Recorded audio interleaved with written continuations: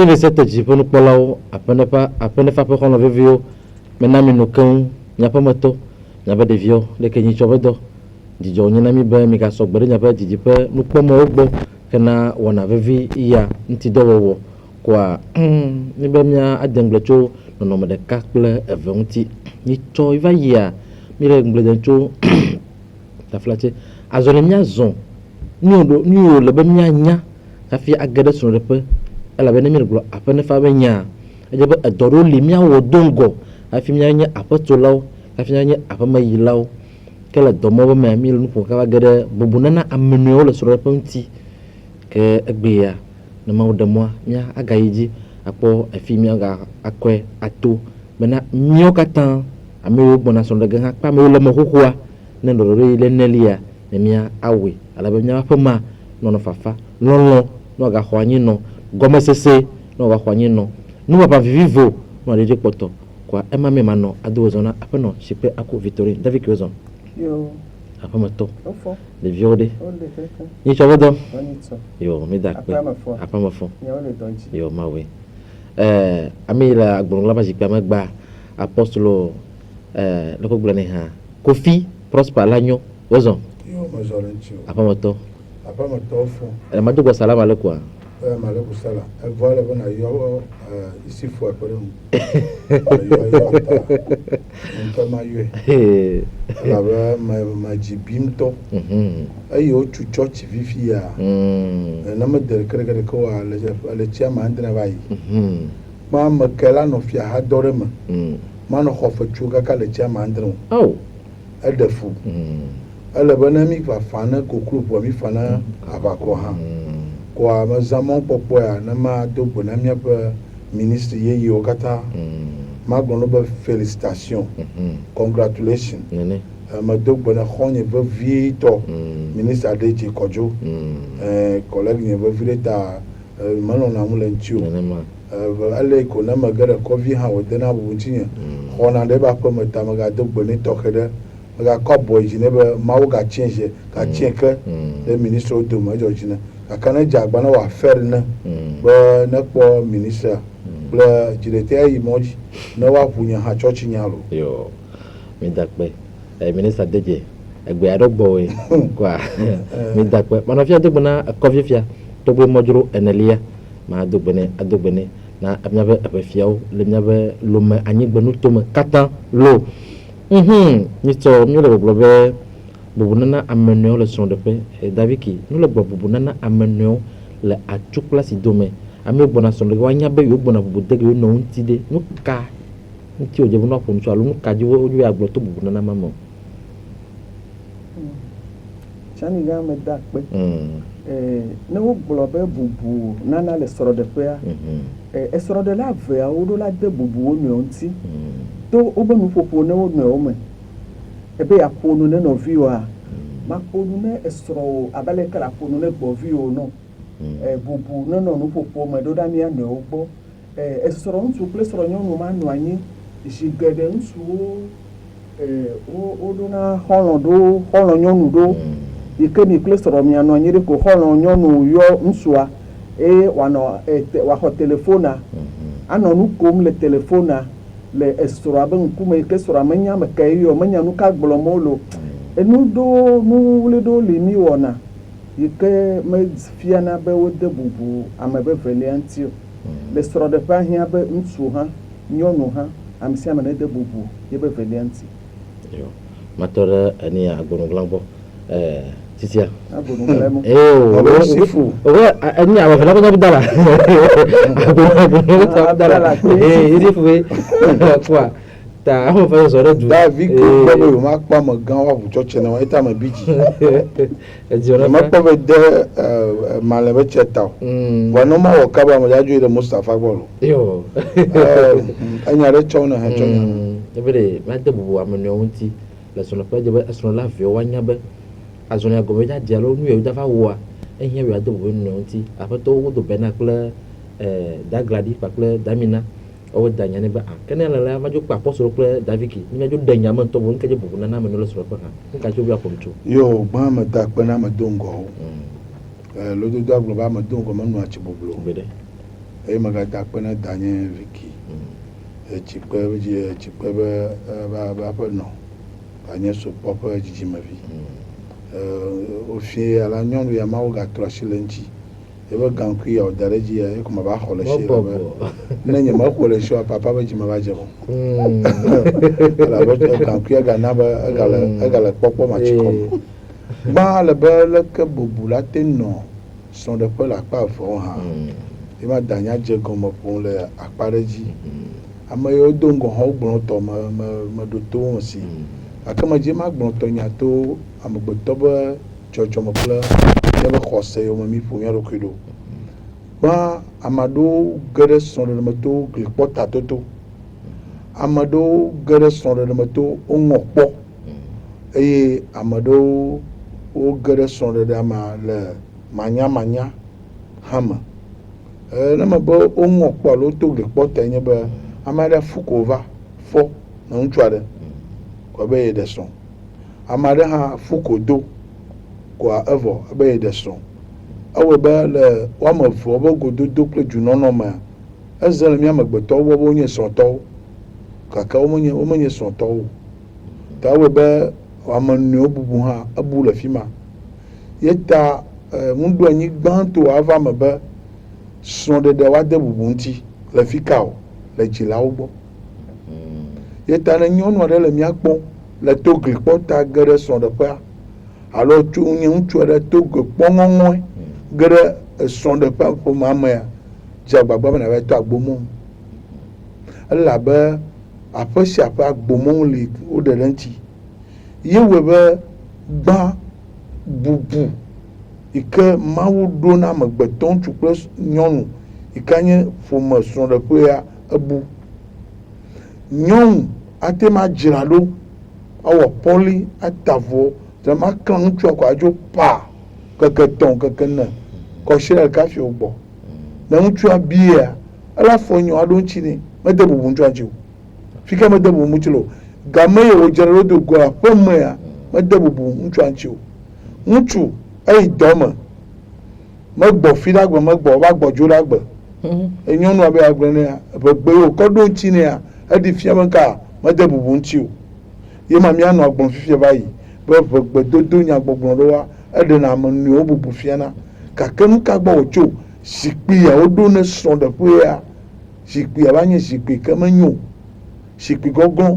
gɔmeɖokpe menyo gɔmeɖokpe wotui ɖe ke dzi woɖui ɖe tɔto etsi dza tsi asra koa zikpuia mo gblo ye nena be ame aɖewo va zuna vi ɖeka dzi la womeɖe srɔ̃ ame aɖewo ŋutsu aɖewo zu nyɔnu evi ame eve enɔ eve womeɖe vi abe esrɔ̃ɖeƒe yi ke woatu ɖe Mawu be zikpui dzi aɖo ɖe Mawu be zikpui dzia womeɖui o ta la bubu menɔ anyi o ŋutsua kemea edo gbegbe tra ne nyɔnua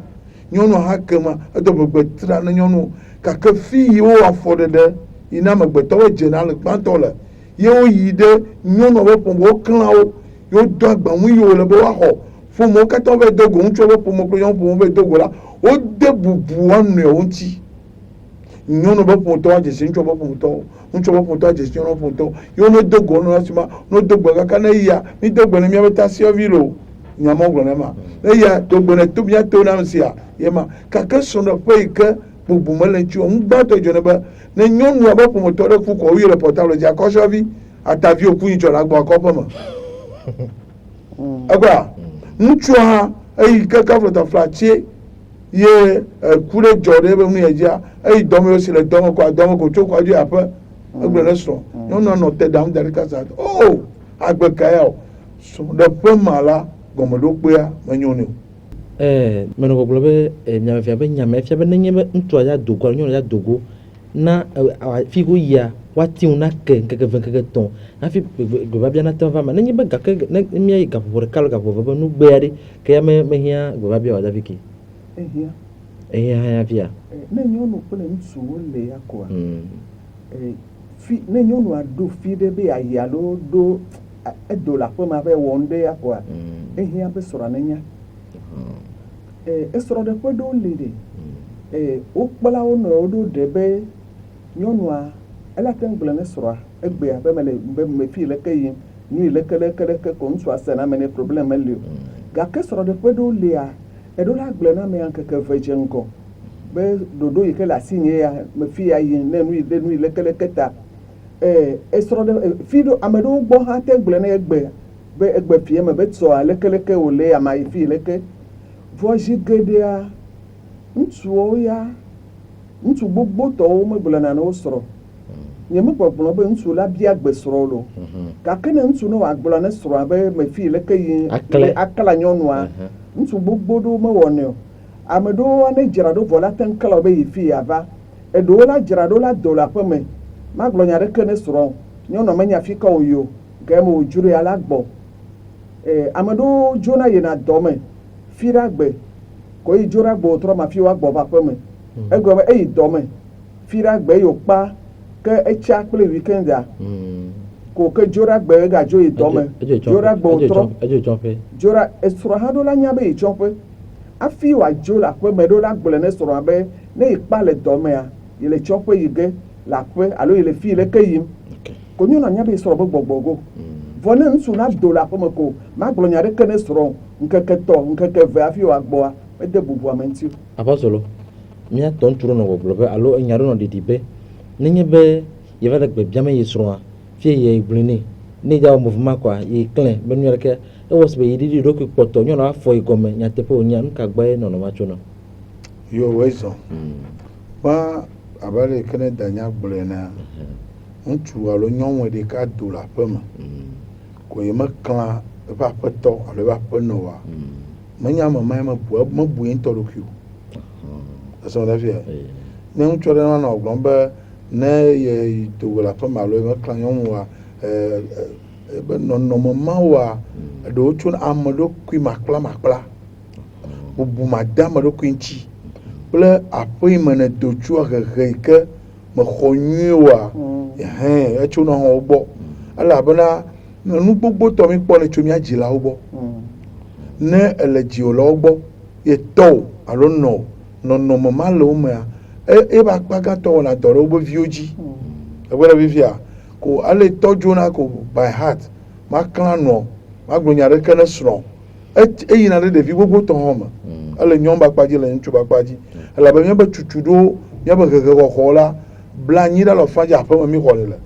bla eve koe nye gota sukulu dɔ me fi ka o evɔ gake bla anyi ɖe le fadzi aƒe me ta ne nye vitɔ ye ne dodo ge yɔ aƒenɔ nye aƒenɔ oyi ɖe xɔ nya awusi gbɔ ma va ko le dzo yi eye ebe dɔmetɔ ame vevi ɖe dzi ma o nye aƒetɔ dzi mi la meɖe kuku ebe ye le xɔlɔ awusi gbɔ ma yi ma va gake ne ŋutsu ɖe nakpe be ne ye klã ye srɔ̃ ye ɖiɖi ɖokuia kaflataflatse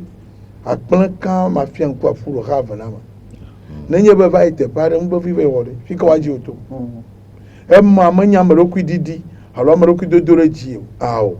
bubu dede ame ɖokui ŋutɔ ŋutie ne ale ke ŋutɔ na bu ɖokui o ado ana kpɔtɔtɔ ɖokui o ana asiwɔwɔ ɖokui oa eyae ta ne mewɔ ne nenema wòma aƒe oa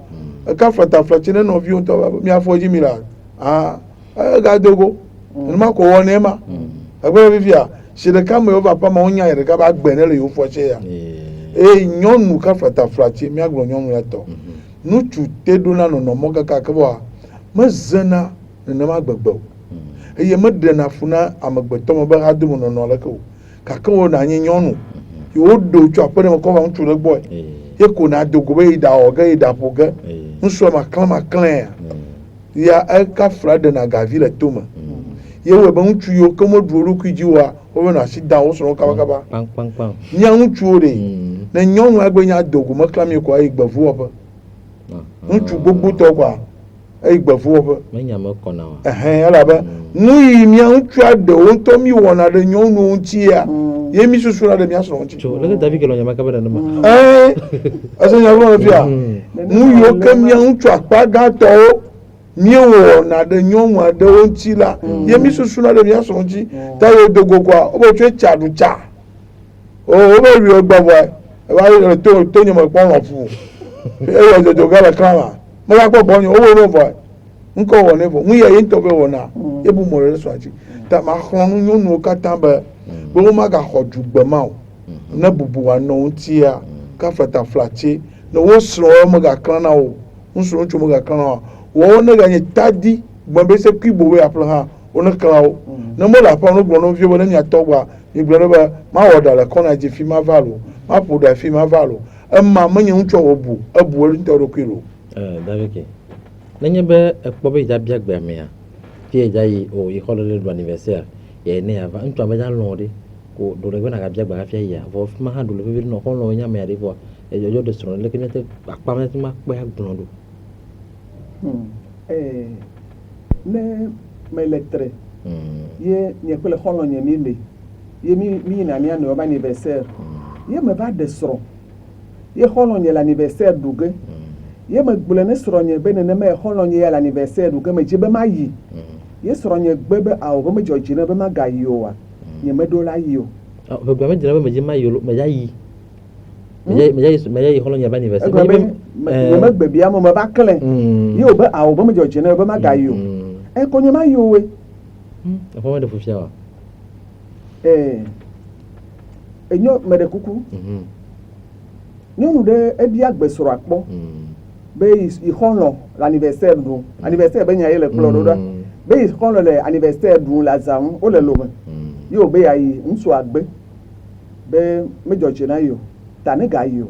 eviwo me ve le wo si ɖeviwo me ti o eyi ke wo gblɔ ko nyɔnua egblɔ ne srɔ̃a be ye nya be ye le yi ge geme ke wo dzadzram ɖoa ŋutsua yɔ lɔ xɔa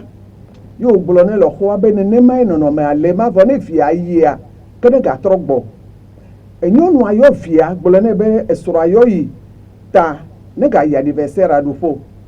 eyi nyɔnuvia dzra ɖo vɔ ko edzo eyi ifi yɛ ke wo yi koa ŋutsua va tso agboa gameti le agboa be megbe dome ede eme ewɔ be yi ke nyɔnua va gbɔ va tsɔ azaɖuƒea abe fie ganyi o nea eʋu agboa kple safui vɔa eʋui agboa me ʋuʋu mo ele agboa mɔnu le srɔ̃a yɔm kakaka ƒo zanga wi ɖeke ŋutsua me do ŋutsua tsi ebe portable ye nyɔnuvia dzo be etsi edada gbɔ enya ma nye nya va nɔ ƒome ma me yi ke be ekpɔtɔ vi ɖe mama va klo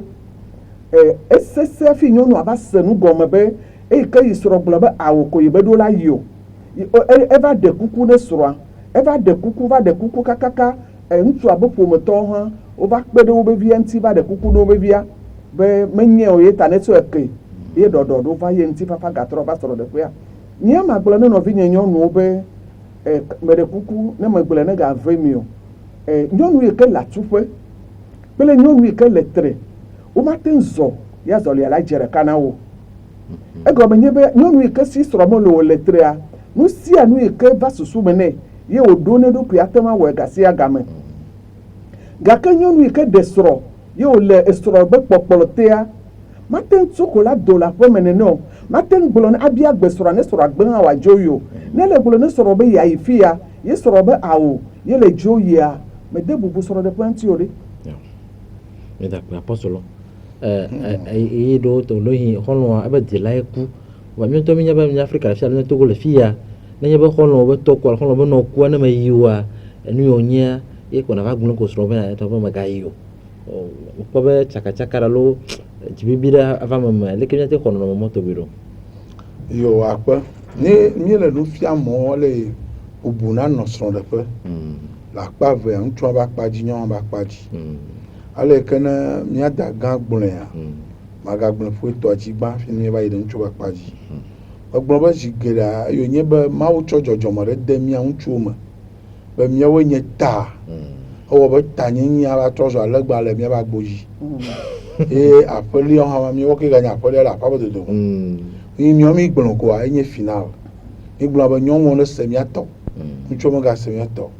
ele me be ŋutsue kɔna gbã yina ɖe nyɔnu tabiaƒe eye nyɔnu edzona le tɔ kple enɔ gbɔ vana ŋutsu ƒe me ta magblẽ gate gbe ɖe dzi be nenye be wò nyɔnu aɖe le se ku enya ɖe xɔlɔ be to ekua xɔlɔ be nɔ ekua yewo kpɔ be va tsɔ ƒe ne va ɖe kpe ɖe ŋuti ɖamu na amewo ne ya gbãfɔ ɖeɖe nyuitɔe nye be ame ƒe ame ne ku ɖe ye wòle be wòava woagbɔ ate ɖe srɔ̃ ŋuti abia gbe be wo ye nɔ ku ye tɔ ku ye dzi be srɔ̃ yi ke nye ye xɔlɔ ɖe ne va kpe ɖe ŋuti ne va kpe ɖe amewo tsi woaɖamu ne ye eseme ɖe fifia mele se me be nyɔnua ne va bia gbe o ekunya le vovo ŋutsu ɖeke meli fia le míakpɔm ko ne se be ye srɔ̃ be xɔlɔ̃ be nɔ alo tɔku ye wova bia gbe ko agbe awo gake nɔnɔme ɖe li ɖe eve na mía ŋutsua gbogbotɔwo enye ma li koa etsɔ fi ɖe agbe ko ke egbe be zã me mi mlɔ anyi ko srɔ̃ lia si akɔta ne kakaka ble ne tsi kaka me kɔ ɖeka ɖu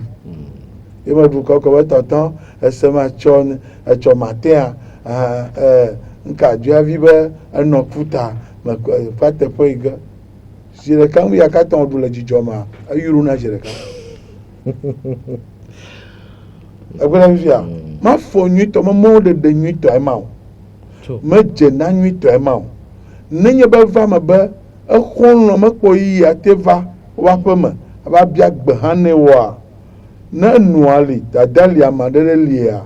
ate ma va yia la gblɔ ne bo be efɔ mi di be miakpɔ be abe srɔ̃wo de gbe ɖa ye si be ye ne gbɔnɔ bubu ye ma lo be mía nɔvi ɖeke míabe tsi ɖeke míabe ame ɖekea to akpɔ lo nɔ aku ta srɔ̃ be ma bia gbe nɔ le gbɔ be ɖe yayi fi ɖa gbe agbɔdzo ɖa gbe akpe ne tsi aɖa ŋu lo ma gblɔ nya no sia emu dzɔdzɔ ɖe dzɔ la tutu nya ne bia David kifia edzɔ le ka ye nyɔnua bia gbe srɔ̃a be yayi le Benin menye míabe Togo ŋutsua be awo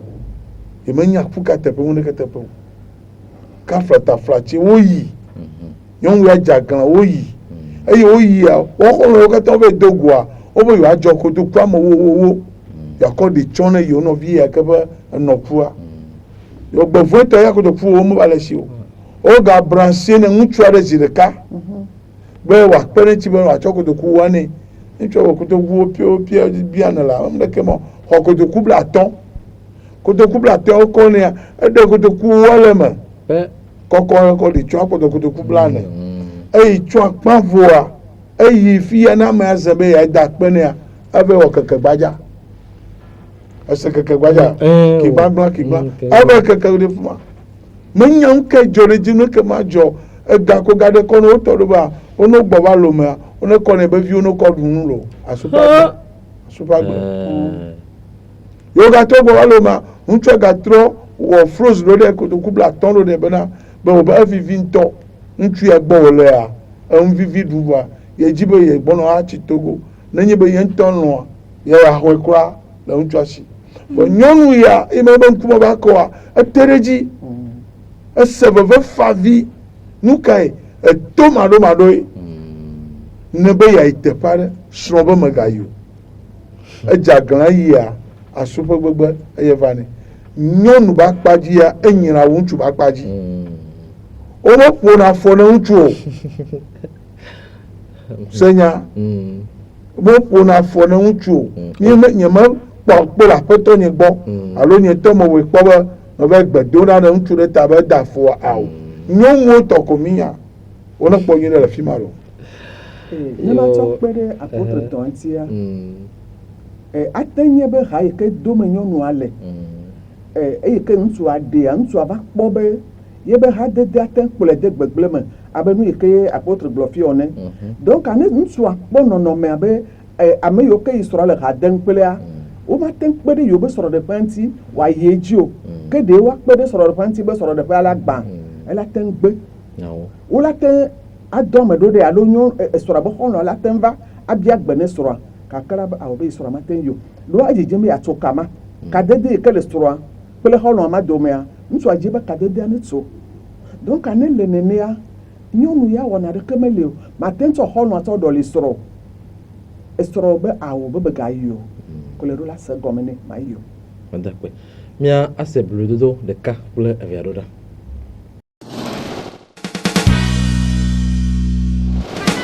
Optimedia le kadodo me kple TV7 Radio Fréquence 1 panneau fixe kple Golf Info le didim be mianya be aleke natsɔ agbenu le coronavirus dɔléle sia gbɔ miklɔ asi edzi mi le tsi nyuie kple adzalẽ kple akutsa miklɔ asi ƒome kple alɔta eye migaŋlɔ be alɔvi teme o miklɔ asi minti ɖeka teti minye alo mikpekpe ɖe miaƒe abɔkogliwo me miza agbalẽ takuviwo eye mitsɔe ƒu gbe ɖe gbelɔŋu siwo tsu me ne lãme le mia gblẽm la, minɔ aƒe me eye migayi dɔ me o. Midzi agbagba be miaƒe asi megade miaƒe ŋkume, vevitɔ miaƒe ŋɔti kple miaƒe nugbɔ o. Mi megagogo ame sugbɔ o, eye midzudzɔ asinana amewo. Ɖe nètsɔa be coronavirus le ŋuwòa? Yɔ wò ɖɔkita le eƒe kaƒomɔ dzi. Megayi dɔnɔkɔdzi ne menye ɖɔkitae ɖo mi ɖa o. Milé be na mia ɖokuiwo kple ame siwo ƒo xlã mi. Nenye be miele ɖikem alo miele tokotoko me la, ekema miyɔ 111 femaxee.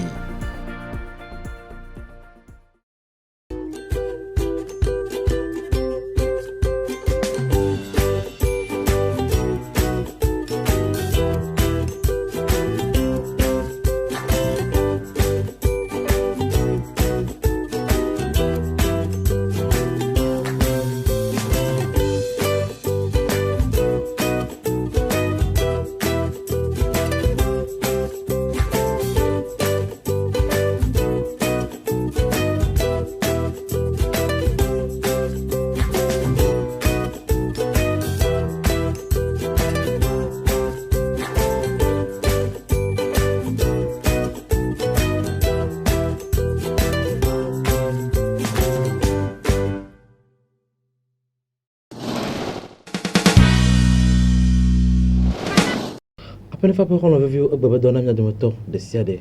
mi le aƒenefa ƒe wɔna me ye mi le gblẽ dem tso bubunana ame nɔewo le srɔ̃ɖeƒe vevitɔ na srɔ̃ɖela yeye yiwo gbɔna aƒetso alo age ɖe aƒe yeye me age ɖe srɔ̃ɖeɖe yeye mea nu yiwo dze be mianya nu yiwo kpɔna miakpe gea wobe ɖewo ya mi le asi tɔmee ne va ɖo srɔ̃ɖeƒea ke ne le ewɔ yiwo katã dzi koa ke aƒeme ɖo afã na woe Daviki magadze ɖe gbɔwo gba ke kafi miadzo yi enia pose fia nɔ gblɔm be ŋutsu ɖo ese alo seɖemɔ na ŋutsu woate ŋu gbe ha ɖo na esrɔ̃a egbea asime kaƒomɔvi va bɔ ka ŋdori dze va bɔ wòle be leke miagblɔe hã grupuwo li vovovo ke nyɔnu be nia kaƒomɔ zazã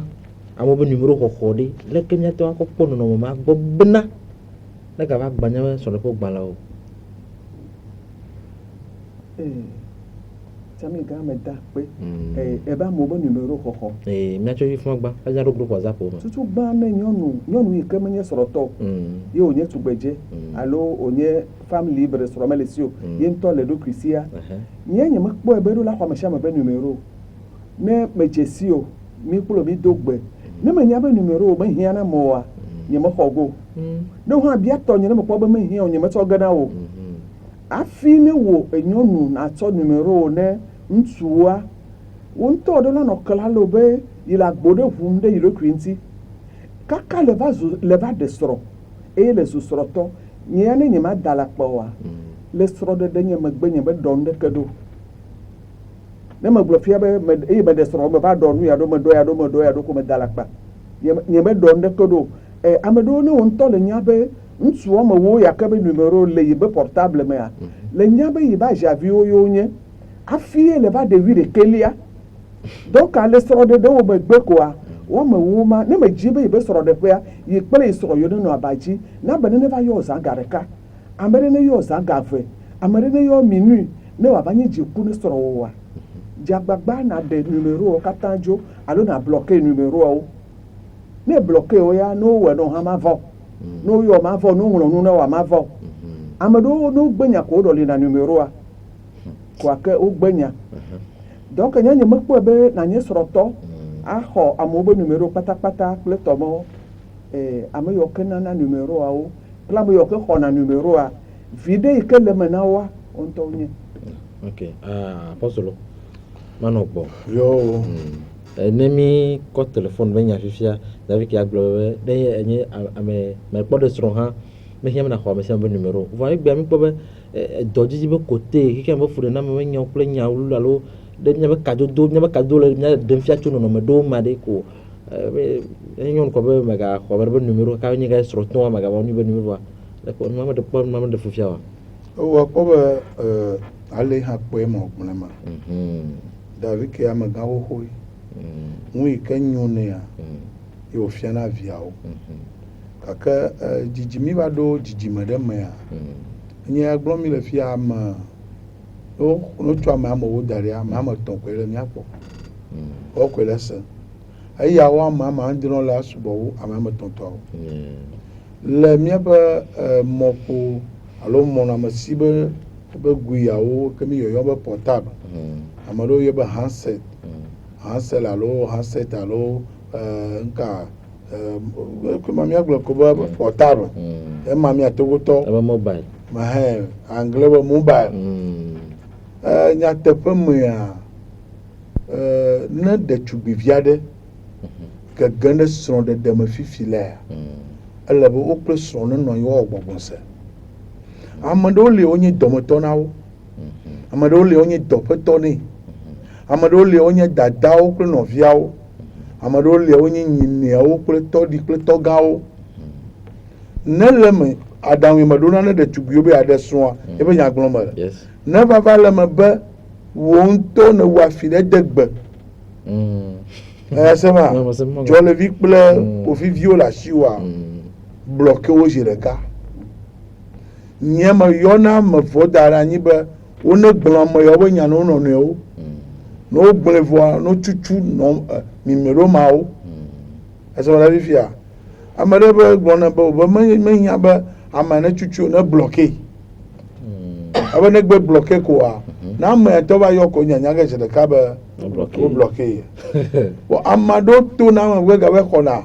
mimiɖo bubu kɔnɔ ame ayɔ me wobe yewoayɔ gake ne gblẽ ne ŋutsu aɖe ne le gba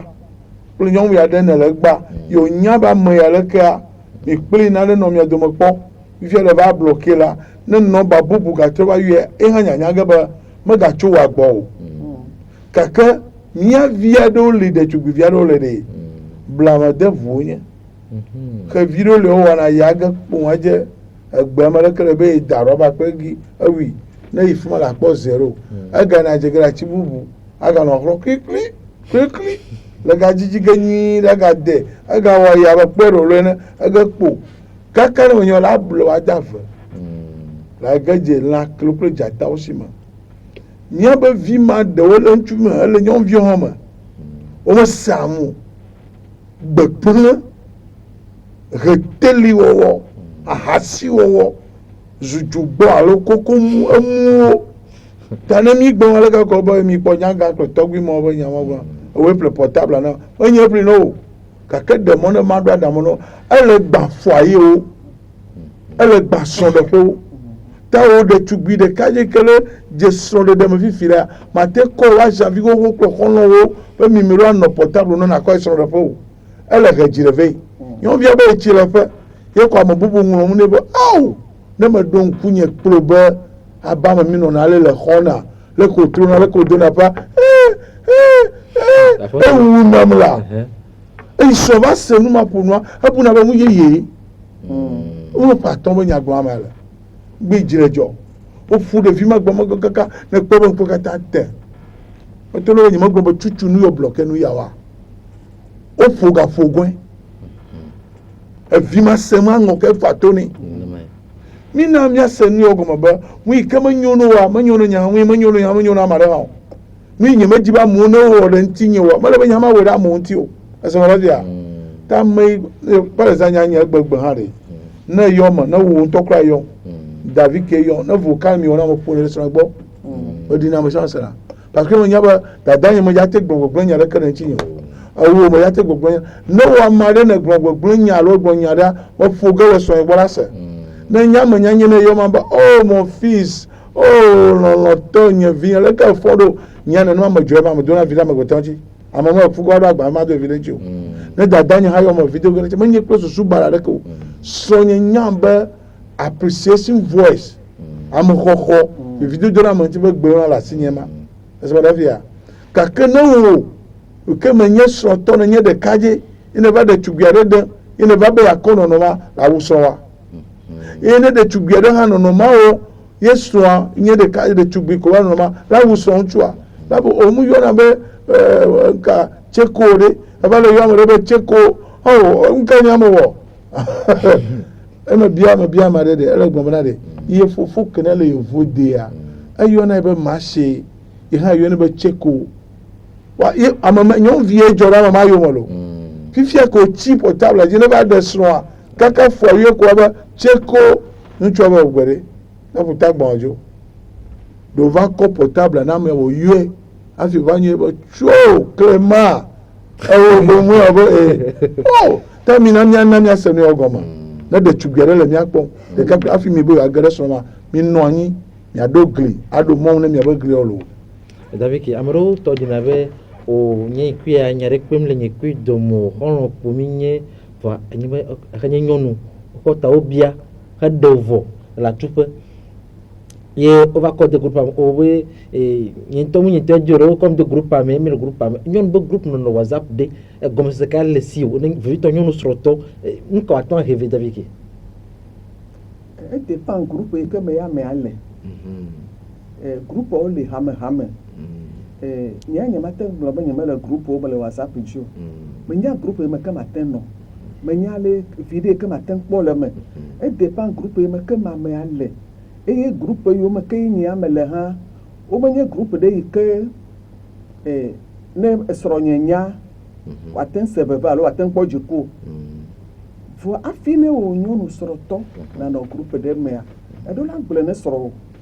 be yi le groupe yi le ke me ɖo ge groupe ya nu yi le ke ko wɔna le groupe me ya ko vɔ etso groupe yi me ke me ɖo ge le ema me gblɔ ate gblɔ ɖo ne srɔ̃ la be yi me lɔ egbe be ale ke groupe ale ta ela be awu kple ame yiwo ke le groupe me srɔ̃ la be awu yi me lɔ ko me ɖo la ɖo me eye ni le bubu dede ame ne ŋuti le srɔ̃ɖeƒe be nya gblɔm ewu ŋutsua hã eɖo la de bubu srɔ̃ nyɔnua ŋuti ne wo ya me gagblɔ ne srɔ̃ wafi ɖo grupa me hã ɖo la gblɔ ne be yi ɖo grup ɖe me grupa lekeleke wo le ya ne nyɔnua be yaɖo ɖe me medzɔdze na woa gblɔ ne be yatsɔ de ya me ke yi lea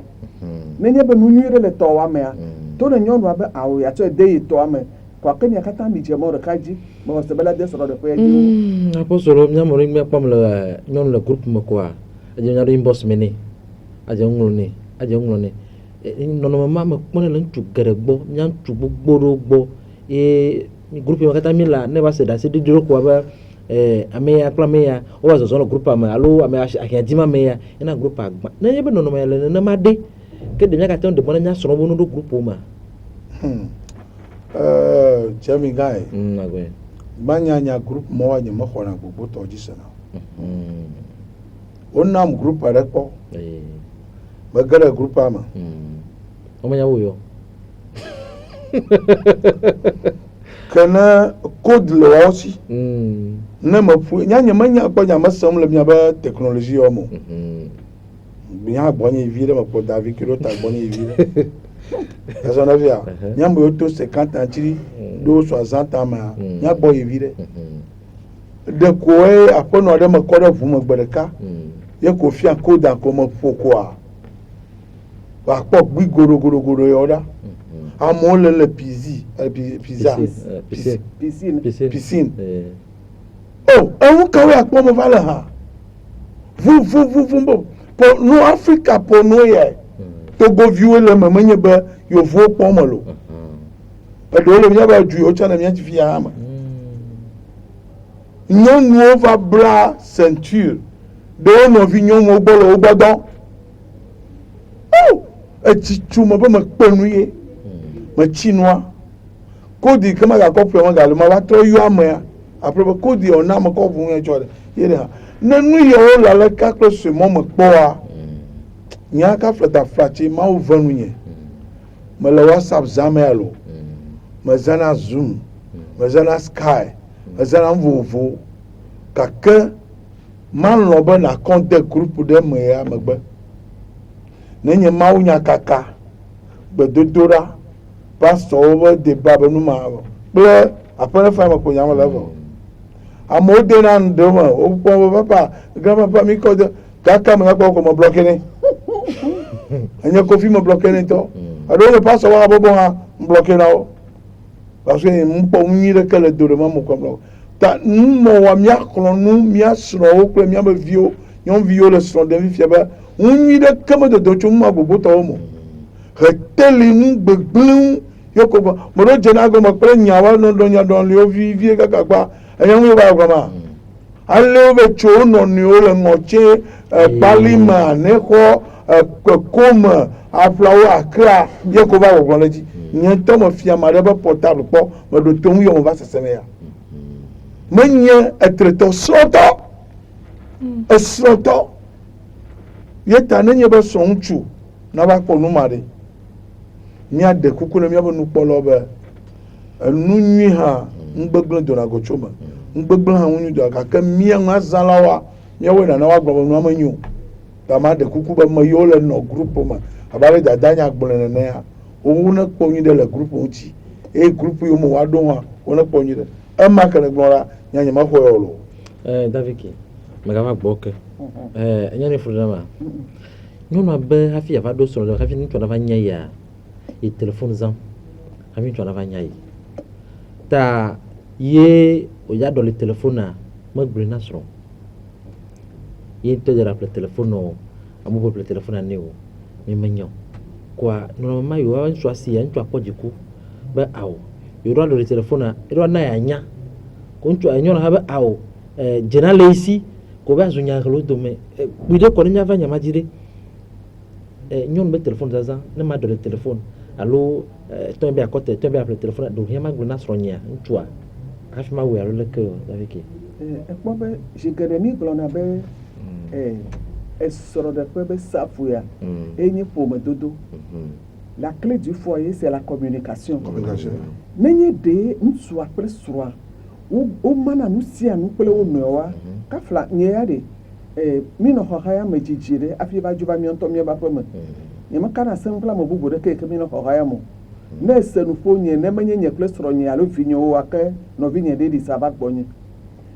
Nenye be soron su près soit nyon wo kana sensu boa. Enu si anu bolone no no gama ndo yoke madobe ya gbolon hala gbole do ka shaga ba miame fa mi le mi anu onti mi la 5 ans nso ale nya ebe nya gbolon hala le to gbolone vone nye be mi akle nso akle nyo no meka na semo amesha mela wonu nso awona no ko nyo no akpo na 5 ans kamele fefe de kemele o me fa domo wa ne téléphone le nyo no asi o le zazan afi ba de nso a ye o ba doli téléphone a ye nto be gai o top le téléphone ata ye nto be ga ko ga to ba doli nye me ko be nye problème menye be ela nye problème le nso agboa ke ke o va nso agboa ta menye ya ke la ti me ne nso agboa ela couple bubu ne ela kpo be ya ke le nyonu asi fi o va e ma meje ne ela couple bu ne alo la fonu photo nti téléphone wa de enyono wa alo jebe ni adoli ya fone nyonu a ava ple téléphone bubu a yeba magbulo bene po me dodo le wodome no me vono na nyo kana sem o me vono na nyo ofena wo na nu o na no me do le pele wo noa ne nyo nu abe a ple téléphone a ne matso abe nye nu fe vire be kokoko iro la gbele ne isro voilà gbele ne yo apostolo nya jo le téléphone nya va be mi be nya na bubu nya no no no me kame nyo nu aten akobu na soro le ne mi va ndada kle nu ruba kwajo. Bon, n'y a pas son nan nya. Be kakaya bocho doma ya. Ndudu na no be so ya dunu. Nchudo mo no be wa dunu sa ka andre ganyo. Ora ko polo. E ma ploro. La voix nchu aba gbo. Afi va le ti vom de shed afi ona ba ijo dopo ya. Bale da bubu le kan nchu anchiu. Nchu na nya be nchu do la do doma findi. Quand je la fanapo, nous tu t'en as fond. Ma bonne le mia bon, ma vie beaucoup que me doit une ville cas comédie. Alors le via me fait. Il y a un trouble, chauffeur alors d'adjo, bagbon du ville ne adu. Afi adjo. So jojo ga idomo do yin, ndomo be du ama gbogbo galadio. Après me to vie wa dwa, la bati que kaba ngan gbogbo na so aba na ma ye fo vie toi. De tu viado l'union viado la pono viado li o so bo no obo don bo sama kwa aba o ke denchi ba ye wo doganto voilà padoa ya gbeklo nse granado ma yo fona tutu na homa na gboja la kha aji gbogbo ko ba ha ka ke de olia do don toro ke bo mabu bo bu ma do so ja onu abaja chonchu voga anu abaja no ngonye pupupu encho adogoro chile kwa be mu nyawe la melefe yo ma la melefe fika ne abuso abudokiwa chagba baba mi awododo dari eye dodo yo mi odare ya gbogbo be ma da lo ji o anna be so ntu ha an lo wo nya gbo ahara de bubun ti o lo David amara merebe ye gbo isoro gbo tu doma afi eva kwa pete be asime be don dudu ade gane to kola duma midi be dudu aka me so midi varo 14h midi be dudu gane yo dune e gane ka watu wa jeno dada watu wa so bere gamedio eto mi ke da ga le gbo kafla nye ya ye kama de soro menya ga me soro nya pana le doma menya ga me ko do na pa me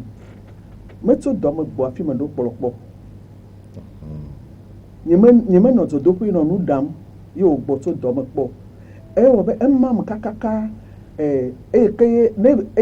be gaba doma yi mowa efinyo yi na suku ogbo na ne de vio yi sukua ma nyana be kakala po ga me le ke de vio do la gbo evinyo me suku gbo e mo gbo do be plakava alo be suku agbo ko ba mi ba dozo ni mo we po mi di be ndudu re nya to nye ke jima ne po ga we fe ple mi ti amo wo afi ndudu ado ploji ko modu ne to nya gosi mi ti e do do pe da pe ame ne du petit déjeuner voko ne po ga dre ko ejo ye be dom ne po ga dre du na petit déjeuner ne gbe du nouveau matin ko ejo ye be dom ne le dom ne midi foa e pona ga me ne po midi e 5 minutes ya matonje ga we veji ko e da si ko e ba yi salon e ba yi ndu polonti bo ne ba do ne mo pon du wa ne minutes ya matonga jeji opo ga we ve minutes ya mo wo afi le de ko ma du vo wonyo nu eke do la danua afi oji ndu do po le do problem afema mo nyinya le kaka e metie ma tane nyonu la gbolo beto gawie fe basere gave inye gawie fe be ndudua ye nyeme khonyamo nenye bo danu gave ye ntu aba dunua gave me ganni me ye odunu avo kaka ma ojojo ko la pe ma ba idome ganni mo do la do dome nenye be ntu ala gboba pe la ba dunu aga trojo ye le ba danu gave mi wa konta ne mi akpoda nya nyeme dasire jewe gave me ndudua to gave basere gavo gave ndudua to gave ne chime gbe pan gave plafa ke ma do atenna be ntuna kpoji kula pa ka be ya hina ahia jegelo ayina apostle mo ntuma dana fogo nyama tan gbulo bela ja aya aba ejajo ka kala tena be ntu ala kpojiku ela kpojiku ne ntu amanya mede ke wona nyonu nya o hade ela tan prend décision elle trea eduna nu le fire ga ke ko ba de soro vokwa ebe jije me be azo yema ga dunu le fi bubo ya dunu le yibe khome ga kene nye bela gboba pe mama kponduduo ela gboba garo me nsuro gbo na to na dome kaka ga mesura wa ga trojo ndudu me kpo bio nenye be ntu awone ne mi de sura gomejeje be lolo ya me kpo bu hadoro ela ntu ala tendo je la to ebire ga kenye me khose bela soletio ma de afie ne pa ga eve me ga gboba pe mo ke fi ke oru na nu le ga me ko letrea e ga tro ifiba eto wo nyonu agbo nyonu do la nya enu ike dagelele pele ga popone ni ke la tenso danua nyonu do la nye kafla nya me do la pe me fia ga wo pla fa eye me jo la pe me ye me jo ba po me fia va ye radio afie me trojo ya pe me vo afine ma jo la pe me ga wo pla fa enu ike soro nya la do ga we vema me blonu ne hame eye ade ma we na wa eye ma we na wa eye ke o po ne me we dadi ne me jo ha ebe dudula no bobo de na ya ye ogbolo ye me wodari ne me jo la pe me ba radio me nya be gawie ve me papage woni maten pa le radio gawie ve me aya pe me afia be dozo aba tonu dada o nya nyo no mi akpogbo nwire be mi asoro be ndudua ele ve vire nsure ka maten destrovo anyo anyire ko ma kofa ji ano moji pon go be do ma le wu ko yi waten po jijore wonyo nu ya ko de anti o apostolo yo ma da ko ne daviki agba mission a ye be do ema aba wa to nyonwa dolia o mo no na gameju ye we be nyonwa do ba ngoro jiba don't marry your wife asa go angle ma ga chi na so ma ga chore kele na so da ba o be na ka flata flati am ya do don't marry your wife a so be wa si dans le Accra ayo puare be gbo se nya un tui ayi na fuma du na ma gbo shagwe a ebe je klo nyom ebe de kuku ni be ade iye no wa on shanwa ya ko ga no wa de no wa bi ebe nkejo ye we so ba aw mu ya ko dan na evaduna ejibe ya hwe na niko nye fotu ya tune ko ya tune yo ba so na la pemu na be o esɔmɔ da ŋu ne yɛ gbɛdo mo nya ŋu ha dada ezame o va da na nua etsɔ ɖeke le eba tsatsa ava lo me aƒle sumɔgli gbã edzo ele Accra eve se eyi Abidjan ese eƒu dzu eyi ɖe Mali alo Niger eve ƒle betekeli vɔ eva Togo va sasa kpe gako kplɔ ɖo mekplɔ yi ɖo melɔ yi o eye nyɔnu ya kple ŋutsuwo ɖo nɔnɔewo ɖe ŋutsua be ƒometɔ katã wode na bubu nyɔnu ya ŋutitɔ womenya ŋkɔ ke woatsɔ ne o dɔma ya wòefa alo yewo ɖe ŋutsu ya ŋutsua va kpɔ lãme le fain abe nye ene ƒodo hã to ne nye fain ebe ge va to nyui ɖe fain makanya mau le mo ebe lãme va le si nyui fain ne ƒometɔ kpe mato nyateƒe ne mía nɔwo mía dawo kple míabe vi yewo ɖe srɔ̃ be ɖe ne edzi be srɔ̃ ŋutsu megado go megakɔ ŋku kpɔ nyɔnu bubu ɖeke wa nɔ ŋu ɖaɖa dzi nɛ evelia da ŋu ɖe game dzi etɔ̃lia kpɔ gbɔ be yebe nu megaƒo ɖi o enelia nyanya yi ke nakɔ ɖo nyanti nɛ egbewo ne vivi gbedaɖa me nuwo be meganɔ anyi o atɔ̃lia bɔbɔ ɖokuiwo ne srɔ̃ ŋutsua awɔe be ŋutsu ya dɔme wòle mɔdzi wòle fi kake wòle o maŋlɔ be woakpɔ gbe ɖe wòle o. Eŋlɔ ɖeka be. Mama ko dan chon ko ta. Mama ya ba ba mama nya ya. Eta fo yere kenya ko wo gotono. Idakpe esoro dedea ni gbɔgbɔlɔ gba be soro dedea menyo ameyo ke de obo menyo ameyo ke me de wa bi fa ameyo ade. Mi anye be hiahia ye onye. Eye mawu ntɔ do soro dedea anyi. Eye mawu ye gblɔ be ntsu eye nye ta le ƒomeme. Eta nye nye mawu etɔ na ntsu ta. Ne wo nyɔnua wa be de be akɔ le osi ne kɔ o dzena kala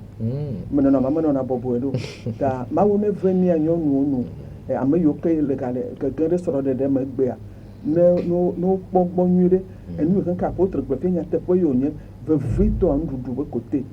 ŋutsu gbogbo tɔ woɖe srɔ̃ gake wo gakpɔtɔ le tre egɔme nye be wo meɖuɖu be nye kuxe na wo ne wo nyɔnua le nya be nya nuɖaɖawo wa egbea nuɖaƒewo le zã wole nuɖaɖa fiam amewo dzemagbana be srɔ̃e abe ŋlɔ ŋkɔ le fi la srɔ̃ nuɖaɖa kɔa evɔ srɔ̃ ɖe ƒo me ŋuti menye be nabe wɔ ne nadzra yo be ne miabe srɔ̃ ɖe ƒoa ŋuti fafa wa nɔ anyi lo akpe aƒenefa avɔ bena aƒemefa ne ƒomefa wa yemeya to amlo nye apɔstol anye yiwo katã apɔstol gblɔ fia wɔle le ƒuƒukpui ma mi le wo me ɖe asi vevitɔ mi be ame yiwo gale dzadzra wɔm na srɔ̃ɖeɖe ya azɔli ya minya be ŋu ya kpe yo alo nu gbana yo kpe ge ye nye ya ko mi dzra ɖo ŋuti ame yiwo do me koko ye owom wo menya vodada wo nyo wa ke mia ɖoɖo zi ɖeka elabe ne be aƒeme ne fa menye kafla abadzi wo afa lo edze aƒe no afa gbã hafi age ɖe xɔa me eye atso le xɔa me hã age ɖe xexea ŋu lo koa mi da akpe na mawo li Bernard kple Frido ame yiwo katã ko trɔ se ɖe wɔna ŋuti hafi mi te kpɔ mia mi da akpe na nyɔmɔɖaŋudɔwɔlawo katã mi da akpe na apɔstolo egbe ba kpe Daviki egbe ba kpe nyaxe da aƒeme nyui nuvi kpɔtɔ na zagawo ame wɔwie aɖo ɔma bia naneke ame ɖeke zame wòagbe wo lo bye bye.